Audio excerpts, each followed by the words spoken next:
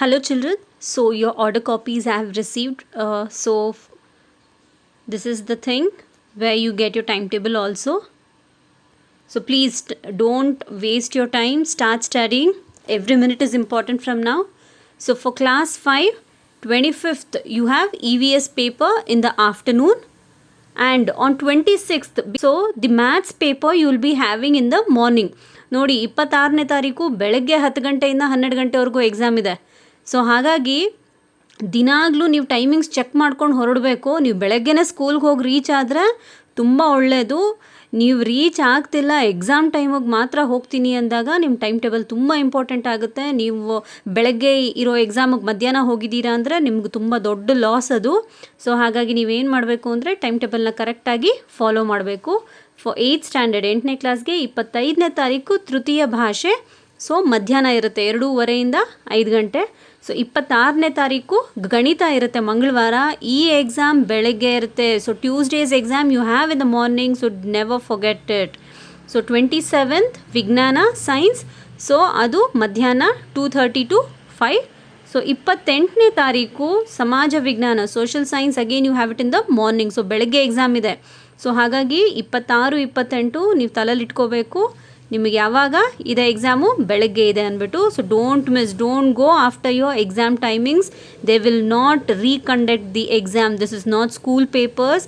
The papers have to be bundled and it will be going to the concern CRP ma'ams or sirs, so that they can take it and start for the valuation process. So 9ನೇ ತರಗತಿ 25ನೇ ತಾರೀಕು ತೃತೀಯ ಭಾಷೆ. So ಮಧ್ಯಾಹ್ನ ಇದು 2 ಗಂಟೆಯಿಂದ 5 ಗಂಟೆವರೆಗೂ ಇರುತ್ತೆ. ಸೊ 26ನೇ ತಾರೀಕು maths.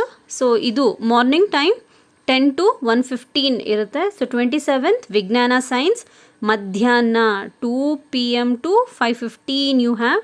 So 28th you have social science ಬೆಳಗ್ಗೆ 10 ಗಂಟೆಯಿಂದ 1:15. So 26th and 28th you have to keep in brain that you have your exams in the morning. This is your new timetable.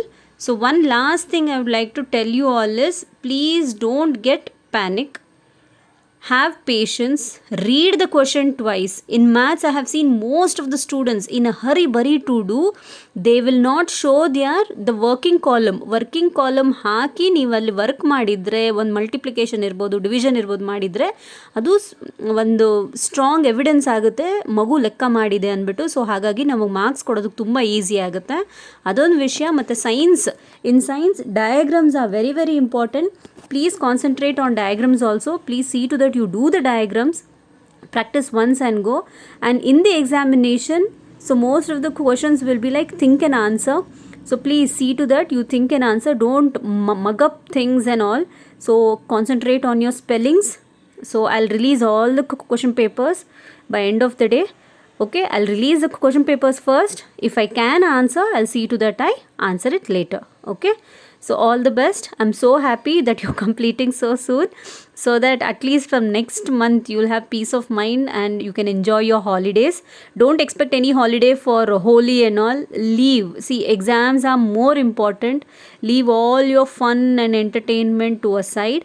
Concentrate on what you have to do first. So exams are first preliminary.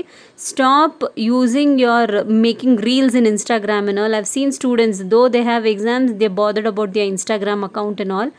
Please leave it. Put a full stop. Complete your exams. Full focus 100%.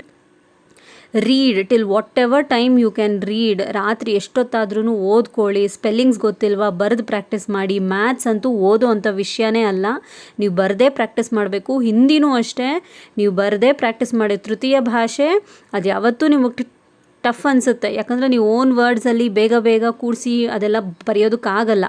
So ಹಾಗಾಗಿ ನಾನು ಹೇಳೋದು ಇಷ್ಟೇ.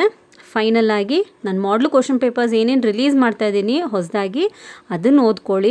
ಅದ್ರ ಜೊತೆಗೆ KSEEB ಮಾಡಲ್ papers ತುಂಬ ಒಂದು 3 ರಿಂದ 4 ವಾರದ ಮುಂಚೆ ಏನು ಅಪ್ಲೋಡ್ ಆಗಿದೆ ಅದು ಬೋರ್ಡಿಂದ ಬರೋವಂಥದ್ದು. ಸೊ ಇವೆರಡೂ ಪೇಪರ್ಸ್ ನೀವು ನೋಡಿಕೊಂಡು ಕ್ಲಾಸ್ ವರ್ಕ್ ಓದ್ಕೊಂಡು ಹೋದರೆ ಅಷ್ಟೇ ಸಾಕು.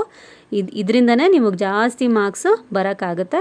ಬಟ್ ಎಲ್ಲ ಆಗೋದ್ಮೇಲೆ ಆನ್ಸರಿಂಗ್ ಎಲ್ಲ ಮಾಡಿದ್ಮೇಲೆ once you have to try to read your paper and check for your mistakes. Questions ಯಾವುದಾದ್ರೂ ಅರ್ಥ ಆಗಲಿಲ್ಲ ಅಂದರೆ ದಯವಿಟ್ಟು ರೂಮಲ್ಲಿರೋ ಇನ್ವಿಜಿಲೇಟರ್ನ ಕರೆದು, ಮ್ಯಾಮ್ ನಂಗೆ ಇದು ಅರ್ಥ ಆಗ್ತಿಲ್ಲ, ಒಂದು ಸರಿ ಓದ್ಬಿಟ್ಟು ಎಕ್ಸ್ಪ್ಲೇನ್ ಮಾಡ್ತೀರಾ ಅಂದರೆ ಕ್ವಶನ್ಸ್ ಹೇಳೋದ್ರಲ್ಲಿ ಏನೂ ಅಭ್ಯಂತರ ಇಲ್ಲ. ಅವ್ರು ಇರೋದೇ ನಿಮಗೋಸ್ಕರ ಮಾಡೇ ಮಾಡ್ತಾರೆ. ದಯವಿಟ್ಟು ಕಾಪಿ ಮಾಡಬೇಡಿ, ಪಕ್ಕದವ್ರನ್ನ ಕೇಳಬೇಡಿ ಅಂಥದ್ದು. ನಿಮ್ಗೆ ಏನೇನು ಸ್ಟೇಷ್ನರಿ ಬೇಕು ಎಲ್ಲ ತೊಗೊಂಡು ಹೋಗಿ, ಹಾಲ್ ಟಿಕೆಟ್ ಹುಷಾರಾಗಿ ತೊಗೊಂಡು ಹೋಗಿ, ಲೇಟ್ ಮಾಡ್ಕೋಬೇಡಿ. ಆಮೇಲೆ ತಿಂದಿರೋ ಹೋಗಬೇಡಿ. ಊಟ ಮಾಡಲಿಲ್ಲ ಅಂದರೆ ಸಮಯ ಎಲ್ಲ ಹೊಟ್ಟೆ ಕಡೆನೇ ಗಮನ ಇರುತ್ತೆ.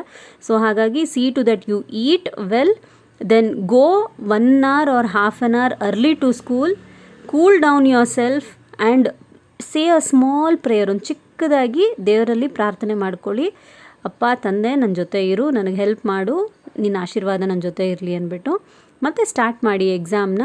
ಸೊ ಹಾಗಾಗಿ ತುಂಬ ಚೆನ್ನಾಗಿ ಹೋಗುತ್ತೆ ಅಂದ್ಕೊತಾ ಇದ್ದೀನಿ ನಾನು exams. Thank you so much for all the support. ತುಂಬ ಖುಷಿ ಆಗ್ತದೆ ನಿಮ್ಮ ಜೊತೆ ಎಲ್ಲ ಮಾತಾಡಿ. Any doubt at any point of time, midnight also you can message me. I will answer to your comments. Okay, all the best. Thank you so much. God bless you all.